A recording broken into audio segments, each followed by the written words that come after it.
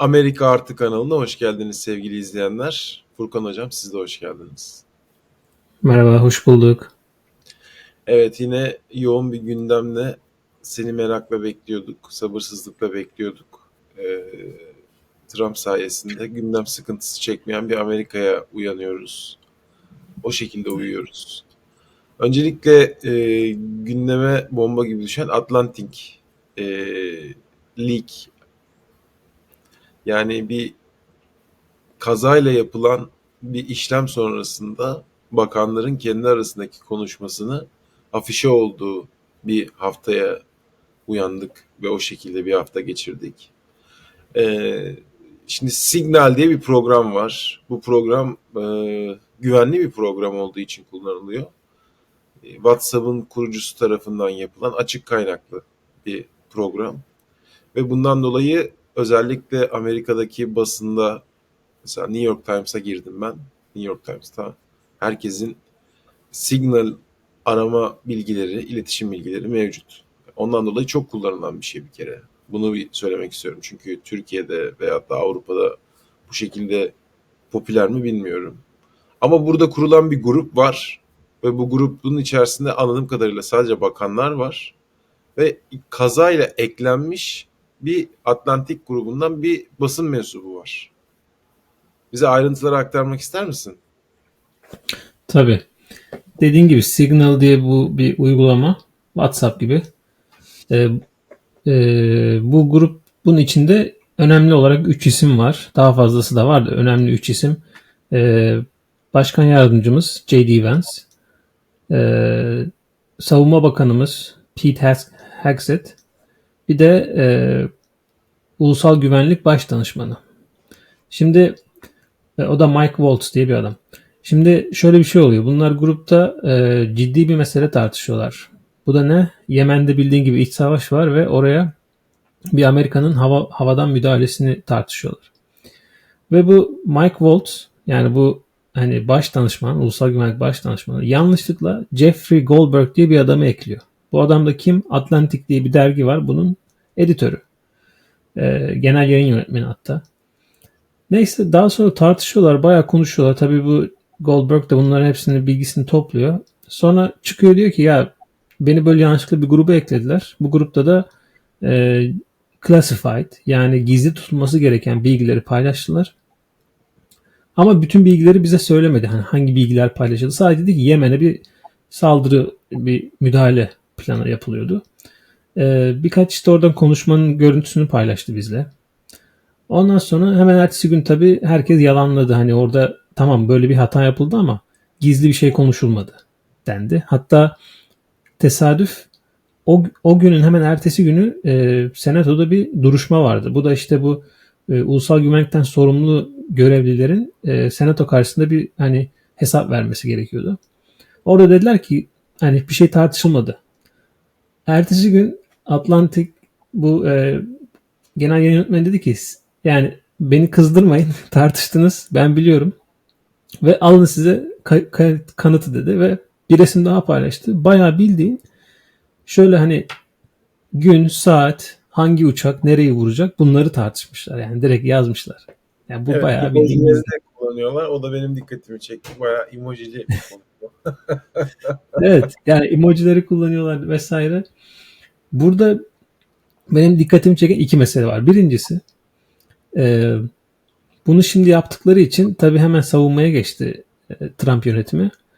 Bir Ve kere şundan Trump bak. yok. Yani Trump yok. Trump içinde yok. yok. Da yok. O yüzden biraz rahat. Ama işte özellikle Pete Hegseth e, o biraz sıkıntıda ve hep şöyle dediler işte ya bir hata yapıldı. Sanki çok yani abartmayın der gibi.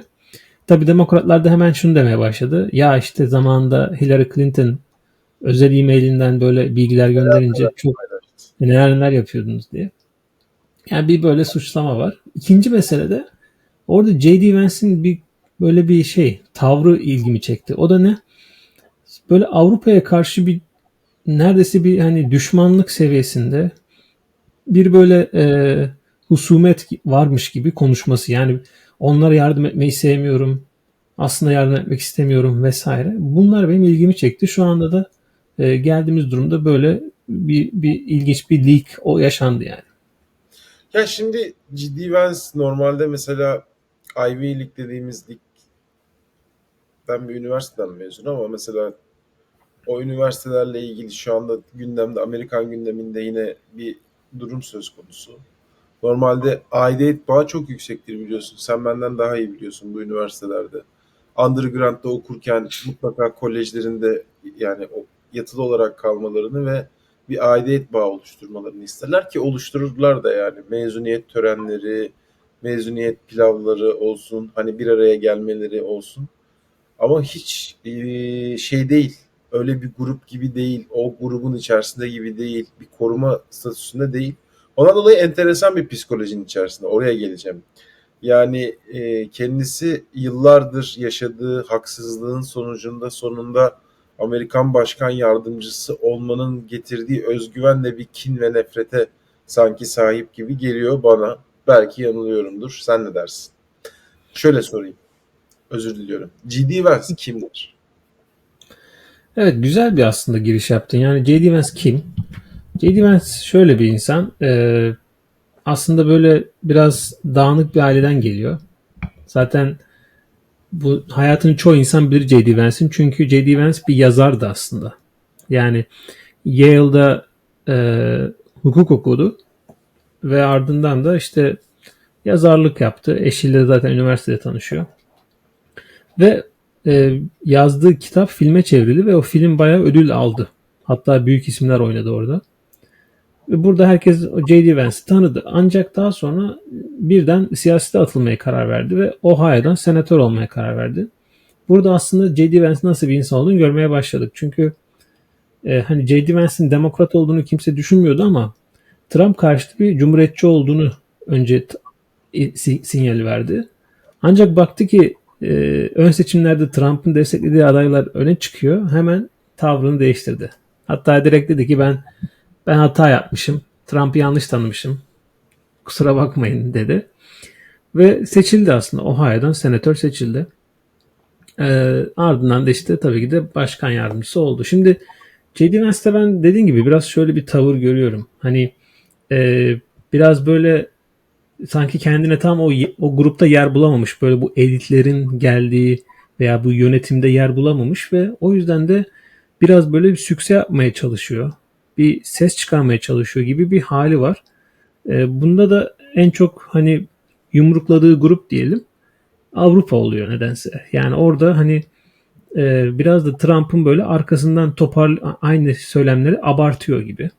Yani Yani şimdi aslında Trump'ı da olumsuz etkiliyor diyebiliriz. Çünkü Ukrayna Başkanı Volodymyr Zelenski'nin o meşhur Oval Ofis'teki e, görüşmesinde ortalığı ateşleyen soruları soran kişi de oydu. aynen öyle. Aynen öyle. Zaten ondan başladı biraz da. Ve hani orada mesela çok ilginç bir şey vardı hatırlarsan. Zelenski dedi ki Ukrayna'ya hiç gittin mi? Ukrayna'da ne olduğunu biliyor musun? O da dedi ki ben haberlerden takip ediyorum. Yani biraz da böyle şey bir insan hani altta kalmayı da sevmiyor. Ve dediğim gibi bence biraz daha piyasa yapmaya çalışıyor. Biraz daha böyle adını duyurmaya. Hani ben aslında karizmatik bir liderim. Aslında işte hani e, yumruğumu masaya vurdum mu yaptırırım gibisinden. Ama bu bence yani bu da onun için çok hani özellikle yurt dışında sevilen bir tip haline getirmedi onu. Yani özellikle Avrupa şu an diyor ki inşallah Trump erken böyle istifa falan etmez de yerine J.D. Vance gelmez falan diyor yani. Çünkü Ben J.D. de Vance'ın geçtiğimiz haftalarda söylemiştim benzer bir şeyi. aynısını söylemiştin evet. Bu da bizim biraz öngörülüğümüzü gösteriyor. Senin Öyle yani. tam olarak psikolojik olarak yani Trump'ta da aynı benzer durum vardı biliyorsun. Ne kadar zengin olsa da, ne kadar inşaat, oteller zincirine sahip olsa da o Manhattan'daki A++ gruba hiçbir zaman dahil edilmemiş bir kişi biliyorsun. O grubun içerisinde olamamış. Hani İstanbul'da büyük kulüp vardır mesela. O kulübe dahil değilsen ne kadar zengin olduğunun bir önemi yoktur. Ve sadece zenginlik oraya girmen için yetersizdir. Aynı zamanda referansların ve oraya layık görülmen gerekir. Aynı onun gibi Trump'ta böyle bir psikoloji vardı ama bu ikinci başkanlık döneminde artık bu psikolojide değil. Çünkü muhtemelen o da orada. Ama G.D. Vance'e geldiğimizde yani evet iyi bir üniversitede okumuş ama fakir olarak okumuş. Bunu biliyoruz. Evet. Ve ondan dolayı oradaki arkadaşlarıyla ilgili böyle bir güzel anılara sahip olmadığını görebiliyoruz. Bunlar benim öngörüm. Ondan dolayı e, böyle oturmamış, hala içinde bir baskıladığı şeyler olan insanlardan ben ürküyorum, korkuyorum. Avrupa'da anladığım kadarıyla böyle bir durumda. Çünkü oraya gidip Avrupa güvenliğine ilişkin yapılan toplantıdaki konuşmaları da çok edilgendi yani. Böyle bunu yapın, şunu yapın, yaparsanız varız, yoksa hiçsiniz dedi ki bu Amerika'nın dünyadaki liderliğine bence vurulmuş en önemli bir erozyondu. Liderliğinde bir erozyona sahip oldu. Çünkü bu kadar edilgen, bu kadar emir kipiyle hareket eden bir görüşmeden sonra biliyorsun aşırı sağa destekliyor. Ve şu anda Avrupa'da bunun dengeleri değişiyor. Bunu iyi niyetle yapmadığını söyleyebiliriz, öyle değil mi? Tabii ki de yani biraz burada hani tam amacını tabii bilmek zor ama böyle hani sanki biraz da Trump'ın söylemlerini daha böyle e, nasıl diyeyim sesini yükselten tonla hale getiriyor. Böyle daha dışa vuruyor. Yani Trump mesela biz hep Trump'ın böyle dilinin kemiği yoktu derdik ama J.D. Vance de biraz öyle aslında yani. O da aklına geleni söylemekten çok çekinmiyor veya risk almaktan çekinmiyor diyelim. Ya şöyle söyleyeyim, bence daha provokatif. Yani biz Trump'a neyin anlatıldığını, neyin sunumu yapıldığını çok rahatlıkla günlük yaptığı açıklamalardan görebiliyoruz. Yani mesela Hı hı. Yemen'le ilgili bir gündeminin olduğunu zaten o gün Yemen'den bahsettiğinde anlayabiliyoruz. Veya e, neyse, çok ayrıntıya girmek istemiyorum. Senin sürenden çalmak istemiyorum. Şimdi benim yine söylediğim, senin genelde pek hoşuna gitmeyen bir konuya geldik. Trump 4 seneliğine seçildi ve ikinci başkanlık dönemi. Ne olursa olsun 4 seneyle sınırlı olacağını söylüyordun. Ben de seçim gecesi yaptığımız canlı yayında da sana söylemiştim. Ya bu güç güzel bir şeydir yani. İnsan bunun tadını aldığı zaman bırakmak istemez. Sistemler bunu bırakmaya zorlar ve force eder. Anladığım kadarıyla Trump seçim sistemini de değiştirmek istiyor ve buna yönelik en azından söylemlerinde bir istek olduğunu artık fark ediyoruz ki seçimin üzerinden çok da uzun zaman geçmedi. Daha önünde 3 yıldan çok daha fazla bir süre var. Evet, şimdi şöyle iki tane önemli gelişme var burada. Bir tanesi biraz daha ciddi, bir tanesi çok da ciddi değil. İlki o daha ciddi olan şöyle. Trump bir executive order imzaladı ve buna göre seçim kanunlarında bir değişikliğe gidilmesini emretti. Bu da nasıl bir şey? Seçmen kaydı yapılırken vatandaşlığın e, nasıl diyeyim kanıtlanması gerekiyor artık kesinlikle. Ve seçimde de artık oy kullanırken kesinlikle insanların yanında ID'sini götürmesi gerekiyor. Yani kimliğini götürmesi gerekiyor. Tabii bunu tek başına böyle değiştirebilir mi? Bu konuda yani Trump'ın Emre, yaptığı yani yasama Trump edebilir mi? işte emredebilir mi? E, Şu anda hukukçuların öngörüsü yapamayacağı yönünde ve bunun büyük ihtimal mahkemeye gideceği yönünde. İlginç ikinci bir konuda ben geçen gene takip ediyorum bu her ne kadar inanmasam da Trump'ın üçüncü kez seçilmesine verilen ihtimal %13'e yükselmiş. Yani normalde %0 olması lazım. Öyle söyleyeyim. Ve ilginç bir şey daha. Yanlış hatırlamıyorsam New Jersey'den bir cumhuriyetçi temsilciler meclisi üyesi anayasal değişiklik yapılması konusunda kongreye yasa tasarısı götürdü. Bu da nasıl bir şey? Şimdi anayasada dediğimiz gibi 25. Amendment, 25th Amendment ona göre bir kişi ikiden fazla başkanlık yapamıyor. İki dönemden fazla. Bunun 3 dönemden fazla yapılamayacağını değiştirmesini öneren bir yasa tasarısı götürdü. Tabii şu ana kadar hiçbir destek yok buna karşılık. Kısık ateşte Furkan. Kısık Evet. ateşte. Yani bu konuda ben şöyle diyorum. Hani never say never ama Yani şu anki konjonktürde bu biraz daha artık böyle hayalcilik oluyor. Ama bu Daha ilk söylediğim yavaş, biraz daha yeni. ama bu ilk Yani söylediğim biraz şöyle daha bir şey ciddi. var.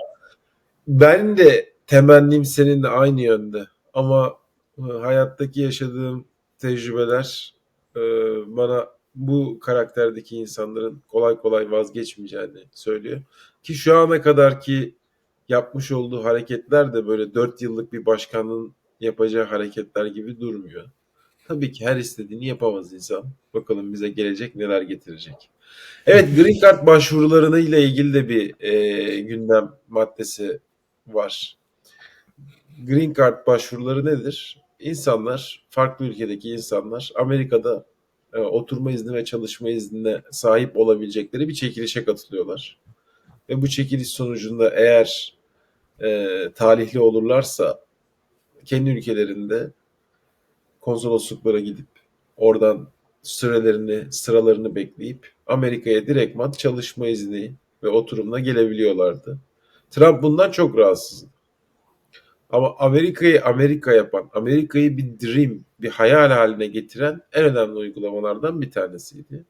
Çünkü kabul edilenlerin kat ve kat fazlası bu başvuruyu yapıyordu. Güzel bir PR'dı. Trump için ise verimsiz ve maddi olarak herhangi bir getirisi olmayan bir şey. En az lise mezuniyeti gerekiyor bu arada arkadaşlar. Onu söyleyelim. Her önüne gelen başvuru yapamıyor. Evet, ayrıntılarla senden alalım bence. Ben çünkü çok fazla bilmiyorum. Evet. Green Card bu tabii senin söylediğin Green Card almanın bir yöntemi. Kalıcı çalışma ve yaşama izni. Çekilişten çıkması. Başka yollar da var. Mesela işte burada belli bir yıl çalıştıysan yaklaşık 5 yıl kadar alabiliyorsun. Çeşitli bir yeteneğin varsa, tanınmış bir yeteneğin veya ciddi akademik çalışmaların varsa alabiliyorsun.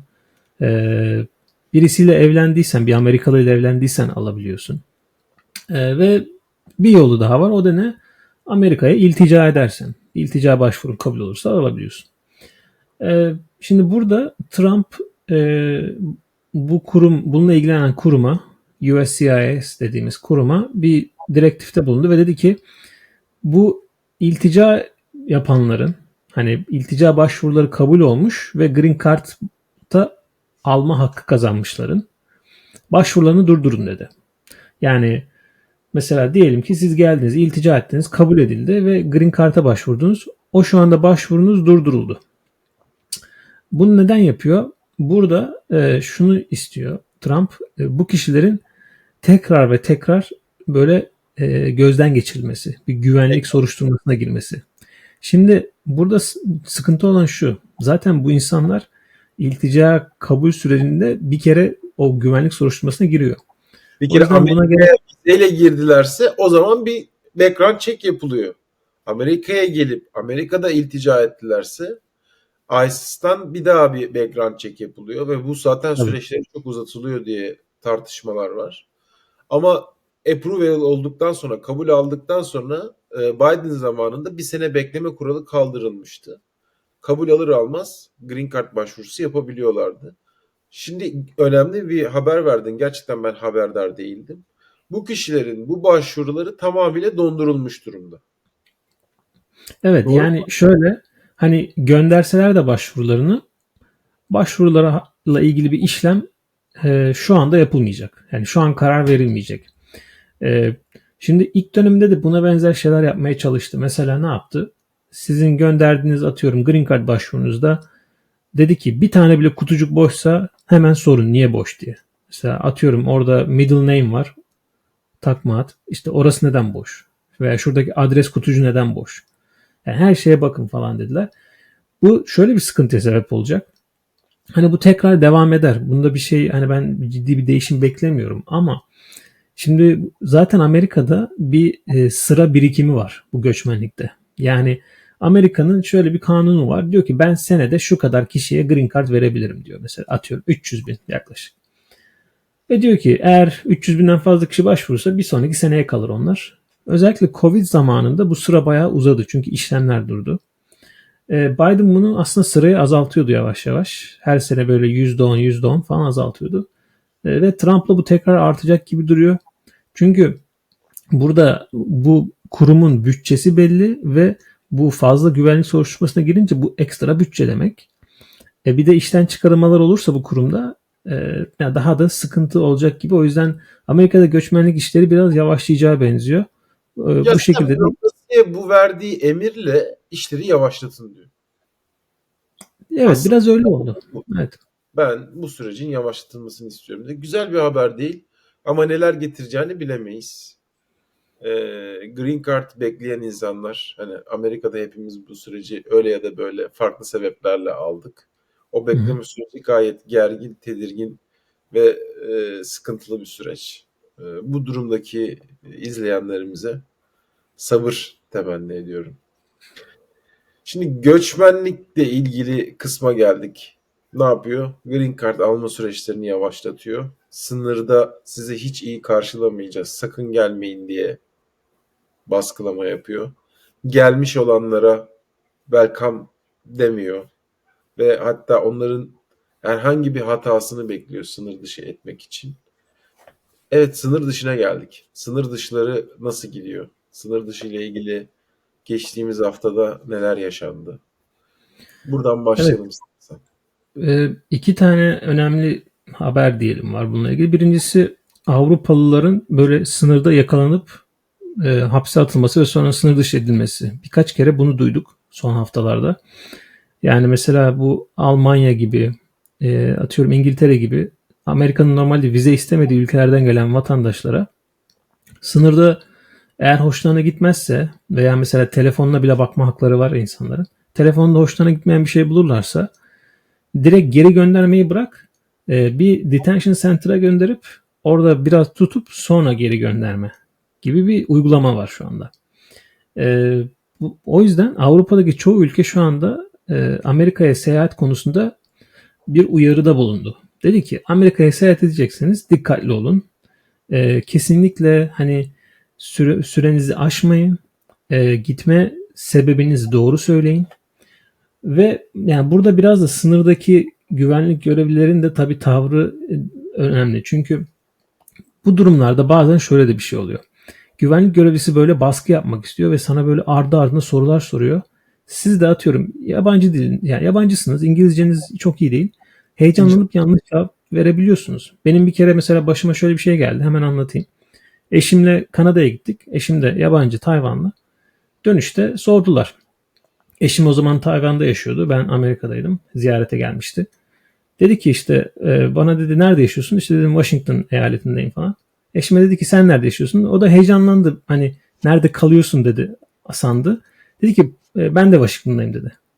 Hayda adam şimdi başladı şüphelenmeye. İşte çek arabanı sağa gel bakalım. Bizi yarım saat orada tuttular yani. Soruyor işte ya bu araba kimin nasıl aldın falan. Neyse eninde sonunda gönderdiler ama insanlara benim tavsiyem çok sakin olmaları lazım oralarda. Çünkü bir yanlış cevap böyle şeylere sebep olabiliyor. Evet. İkinci bir mesele de hatırlarsan bir iki hafta önce konuşmuştuk. Bu işte Filistin-İsrail meselesinde protestolara katılan öğrencilerden bir tanesi tutuklanmıştı. Bir detention center'a gönderildi. Bugün daha bizim duyduğumuz bir habere göre de Türk bir öğrenci de bununla ilgili gene tutuklandı. Zaten videoları da ortalıkta çok dolaşıyor. İnsanlar görmüştür belki. Bir doktor öğrencisi Massachusetts'te, Boston tarafında. Yanlış hatırlamıyorsam iftara doğru giderken işte durduruluyor ICE polis tarafından. Bu arada onlar da neden bilmiyorum böyle bayağı sivil, Evet. evet yani sivil geziyorlar. Maskeleri falan var. Ee, Korkutacağız. evet böyle arabalarında hatta bilmiyorum arabaları da böyle bir garip. Neyse bir şekilde onu kelepçeleyip götürüyorlar. Şu an biz bu videoyu kayıt alırken en son duyduğumuz kadarıyla Massachusetts'ten Louisiana'daki bir detention center'a gönderilmiş ve vizesi de iptal edilmiş. Bununla ilgili bakanlık da doğruladı bunu ve bakanlık doğrularken şöyle bir şey söyledi. Vize bir hak değil, bir ayrıcalıktır. O yüzden Amerika'da Amerikan güvenliğini sarsacak herhangi bir hareket yapan kişilere vize vermeyiz. Bu kişi neyle suçlanıyor? Neyle E, suçlanıyor? Ben onu sorayım. Üniversitesinde bu işte şimdi üniversitelerde protestolar oldu hatırlarsan. Evet. Üniversite öğrenciler ne dedi işte e, İsrail'le bağınız varsa bunu söyleyin ve eğer üniversitenin herhangi bir parası İsrail'deki bir savunma sanayi firmasını destekleyen bir şekilde yatırım yapılıyorsa bunu çekin. Yani İsrail'deki firmalara yatırım yapmayın deniyordu. Bu öğrenci de bununla alakalı bir yazı yazmış üniversitenin gazetesinde. Evet. E, ve bu da tabii ki de aslında bir nebze fişlenmesine sebep oldu. Trump da bildiğin gibi bununla ardının geleceğini söylüyordu zaten. Ve maalesef şu anda bunun etkisini görüyoruz.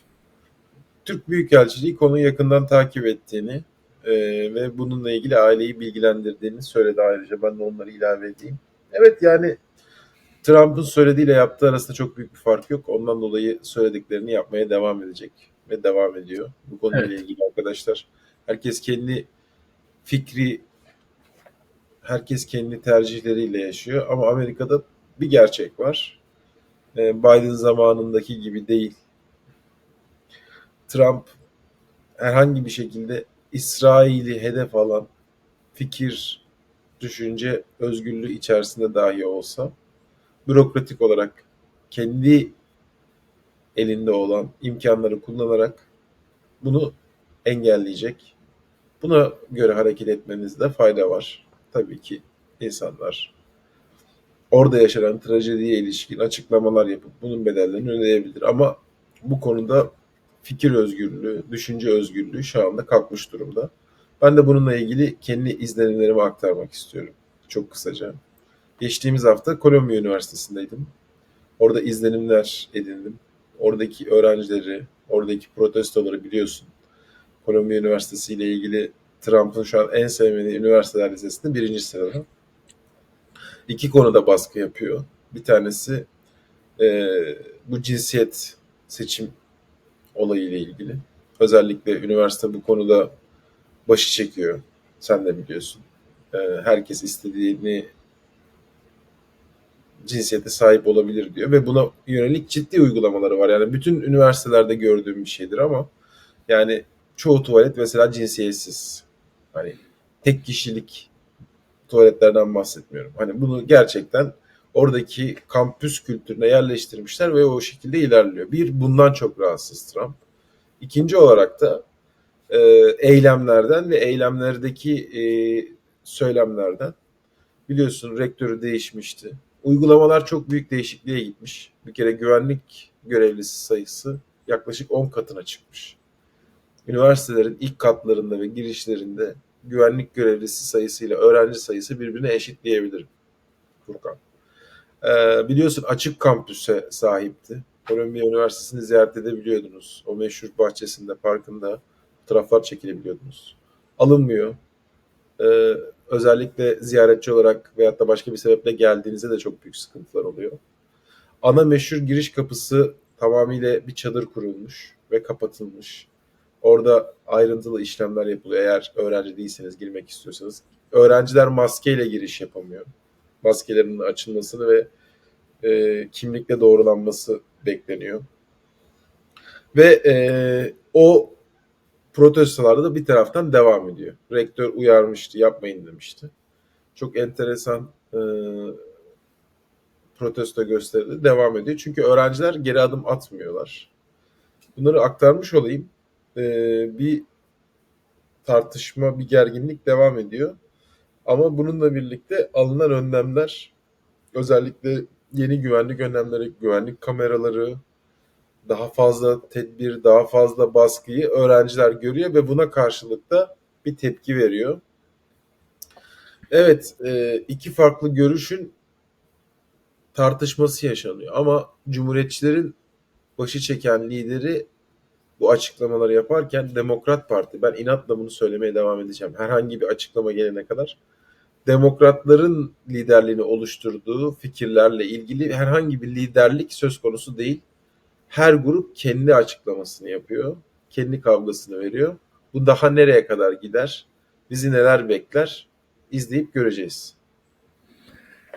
Evet, ben de bir iki şey söyleyeyim kapatmadan. Ee, Bu söylediğin Kolombiya meselesi bana başka bir üniversiteyi de hatırlattı da benim de mezun oldum. Ee, Şöyle söyleyeceğim. Ee, Amerika'da tabii ki de ifade özgürlüğü diye bir şey var. Ancak hani bu hayvan çiftliği kitabında mıydı söyleniyordu? Herkes eşittir, bazıları daha eşittir diye. Biraz öyle bir durum var. Şimdi burada seçimlerde çok böyle biraz derine ineceğim ama bence bu güzel bir bilgi. Seçimlerde para konuşuyor burada. Çok net. Kim daha fazla para toplarsa, reklam yaparsa şansı artıyor. Her zaman öyle olmasa da biraz öyle. O yüzden bir kampanyaya bağış yapan insanın yarın öbür gün o siyasetçi üzerinde gayri resmi bir etkisi olabiliyor. Şimdi Amerika'da da bu bağışlar genelde belli kuruluşlardan, belli kişilerden gelir. Ve bu kişilerin de görüşleri genelde bu meselede, özellikle mesela İsrail-Filistin meselesinde İsrail taraflıdır. O yüzden özellikle medyada ve siyasetçiler arasında, yani bizim hani kendi ülkemizde alıştığımız şekilde bir ortam yok kesinlikle. Onu söyleyeyim. Yani daha hem demokratlar da aslında biraz böyledir yani. Gene daha İsrail yanlısıdır. Cumhuriyetçiler tabii daha da destekçisidir. O yüzden benim tavsiyem insanlara, yani bu sadece Trump'la da kalacak bir şey değil. Çünkü bu ülkenin şeyi böyle, yani hani dünya görüşü böyle diyelim. O yüzden insanlara tavsiyem, özellikle vatandaş olmadıysa, henüz Amerikan vatandaşı değilse, dikkatli olmalarını tavsiye ediyorum. Yani e, özellikle sosyal medyada artık daha ciddi takip ediliyor insanlar. Bunu zaten direkt söylediler. Yani göçmenlik bürosu bunu söyledi. O yüzden insanlara dikkatli olmalarını öneriyorum. Maalesef biraz böyle bir dönemden geçiyoruz. Biz tabii her zaman insanlara hani olabildiğince daha net ve yerinde bilgiler vererek onlara da destek olmaya, onları da elimizden geldiğince bilgilendirmeye devam edeceğiz. Evet, herkes eşittir, bazıları daha eşittir.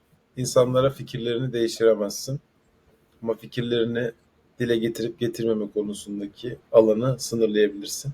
Bu konuda bir haksızlık yapmayalım. Sadece Amerika'da değil, bütün dünyada, Tabii. Avrupa'da da aynı durum söz konusu. Tabii yerinden inceleyemiyoruz ama İngiltere'den gelen görüntüler, Almanya'dan gelen görüntüler, Avrupa'dan gelen görüntüler de aynı şekilde. Bekleyip izleyip göreceğiz. Elbette cinsiyetine, inanışına, rengine, tenine bakmaksızın bizi rahatsız eden insanların da haklarını savunmak, yani insanlıkta bir üstünlük göstergesi.